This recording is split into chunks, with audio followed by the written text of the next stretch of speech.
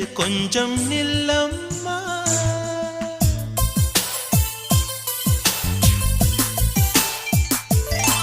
நான் வானவில்லையே பார்த்தேன், அதை காணவில்லையே வேட்டேன். ஒரு கோடி மின்னலை பார்வை ஜன்னலால் வீச சொல்லியா